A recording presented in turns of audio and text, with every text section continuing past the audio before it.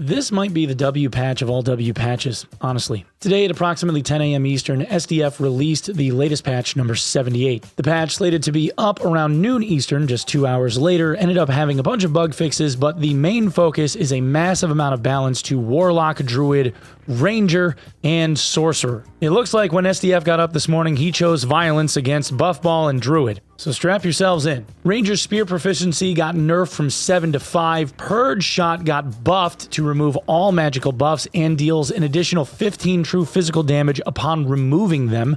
And Purge Shot cooldown got reduced from 28 to 18 seconds. So we have total buff removal and damage if buffs are removed. Warlock's Spell Predation now deals 3 dark magic damage per buff gorged when feasting on target's buffs. No word yet as to whether or not that scales, but if it does, damn. If you're a bard, that's gonna hurt. One of the secondary effects of things like Spell Predation is that they also generate soul shards for every buff that they remove, if you have Soul Collector. Now, Soul Collector got a massive buff where Warlock Darkness Shards now provide a +1 all attribute effect passively. It used to be that these just buffed darkness damage for the next, dark spell that you cast, unless you were using Demon Form, in which case you would get +1 all per shard when you shapeshifted. Now it's +1 all flat. Again, a massive FU to Buffball. Druid's Shapeshift now has 4 stacks and a 6-second cooldown on each recharge. So we aren't sure if this means that each one of the forms is a 4-stack, or if the number of times you can shift is 4 times in a 6-second period of time, and then it slowly regenerates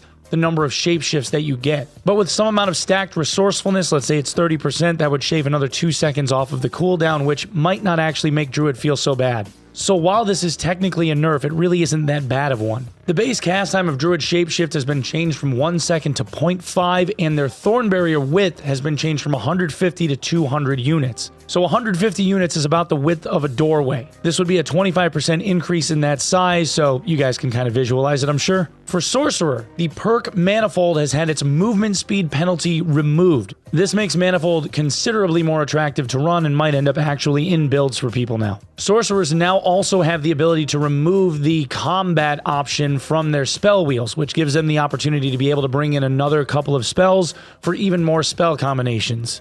This is a huge positive change for people that end up running something like Falchion Crystal Ball as their, main weapon, but ends up a little bit tricky for something like Crystal Sword, where, because it's a casting focus, wouldn't let you slash with it unless you chose the melee option. So it just gives people a little bit more variety. Today we also have the commencement of Early Access Season 5 High Roller and Arena Ranked leaderboards, the re-implementation of the lower gear score lobby, so the 24 and under. They also added new random layouts to the Crypt Random Dungeon, and they added a new cosmetic, a sash in varying colors. This also means that the glove slot has now been moved on your character pane down toward your feet so that the sash occupies the old square that the gloves used to have. Alright, that's it for me, everybody.